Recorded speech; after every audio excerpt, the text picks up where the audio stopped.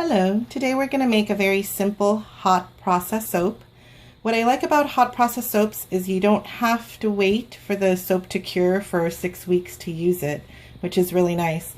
I already have everything I need here, my crock pot, my stick blender. I'm choosing to use a silicone mold for cupcakes, but you can pretty much use anything you want. I already measured out my lye, which is in the bowl. I have my digital scale. Everything has to be done by weight. I have my oatmeal water pre-measured. I'm doing oatmeal soap today, and my coconut oil. For this next step, we have to go outside or into a well-ventilated area. I'm going to add my lye into my oatmeal water. You never want to add the water to the lye. You can have a little bit of an eruption on your hands, nothing major, but always add your lye to the water, and always wear safety gloves while you're making soap through the entire process. So I'm just going to add this in here, and then you might see some fumes, color change in the water. That's all normal.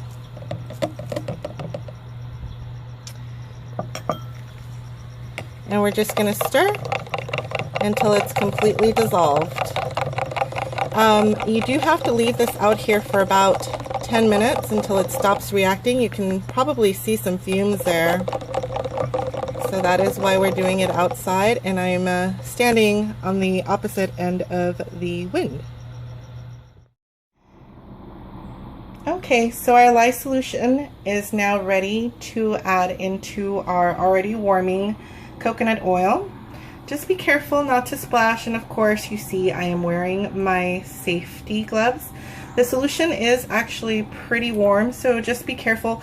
I wouldn't use a metal container to mix it in because of that reason.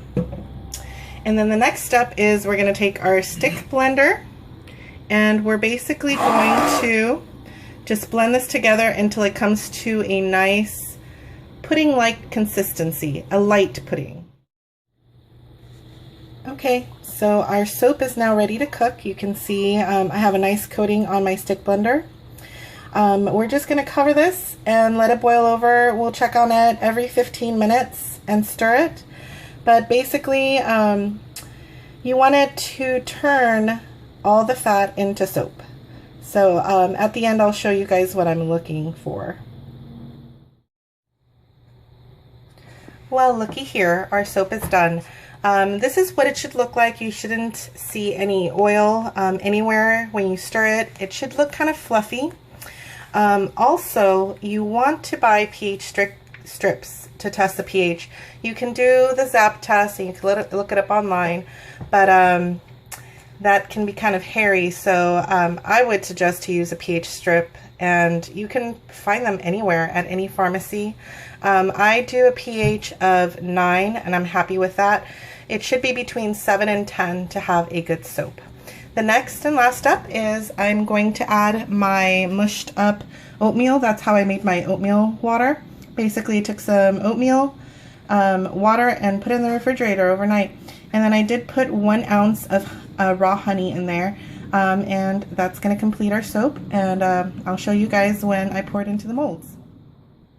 This is our finished product. I had a lot of mixture, so I put some in my silicone cupcake molds, and then the rest of them I put into this bread mold.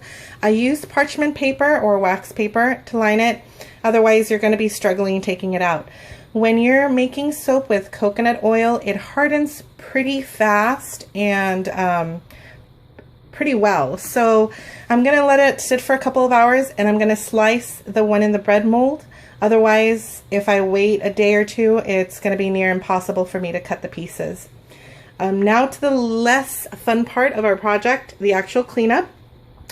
So I've soaked everything in some just white vinegar. Everything that touched the lye should be soaking in there. And then after a few minutes, maybe like 5-10 minutes, I'll come back, wash it out, and we'll be done. But that's an easy project. Anybody can do. Handmade soaps are super easy and way better than all that stuff that they put in them that claim to be better for your skin. It really isn't.